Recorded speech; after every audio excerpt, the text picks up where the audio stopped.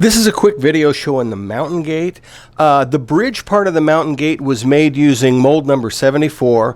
It's the fieldstone bridge, and it's scaled for 25 millimeter figures. What you see here are a few Warhammer fantasy figures, and it's kind of far away in the picture, but you can kind of see what it looks like compared to the size of the gate, the size of the pillars, and everything else. This project is huge. This thing measures 24 inches wide by 14 high by 14 deep. It's on 1/4 inch plywood, and the rest of the rocks are actually pink insulating foam. And this was one of my first attempts, probably 18 years ago from the filming of this video, one of my first attempts at carving rocks, and I think it did fairly well. Now let me give you a closer look at some of the details. I'll try to move the camera slow so it doesn't get all blurry. But there's that 25 millimeter figure, and you can kind of see the rock that's up behind it, the cliff wall, and then down below you can kind of see the gate that forms the mountain gate. And this original idea was from the book The Hobbit. Barrels Out of Bond, when the hobbits were, or the dwarves actually, and the hobbit were escaping from the elven realm.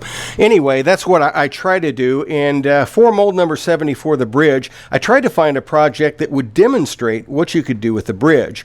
What I didn't think about is what I would do with this darn thing after it was done.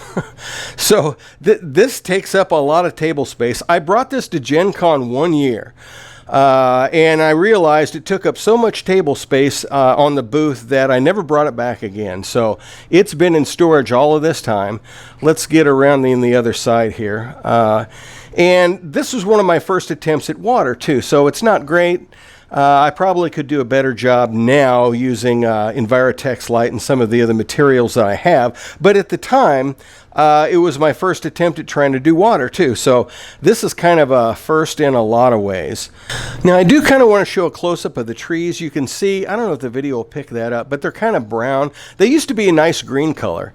18 years of sitting in a box didn't do it any favors, and I don't think you can really buy this stuff for these trees anymore. I think it was provided by a place called Jane's Trains. I have a link on the website, but I think the link is dead because they stopped doing this years and years ago. What you probably want to do is just yank those trees up.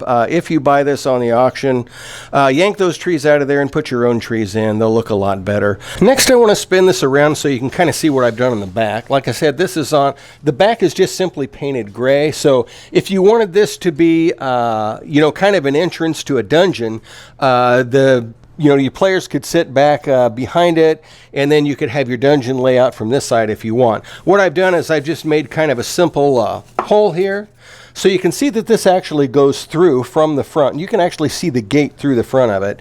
I did a little kind of a rock, I just printed rock texture on that, so when you're looking at it from the front, you can kind of see, it kind of looks like a cave. And the rocks on the inside, just around this side, and all around the inside are all painted, so they're all finished. Even though you only see black gate, there's actually rock back there that you can kind of light up and see what that looks like. Now I did want to show one of the fun things I did from the back side of this.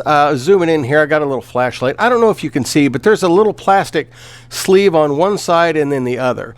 It's a circular sleeve, and I'll show you in a minute, that fits this type of simple LED candle. So what you can do is you can turn it on.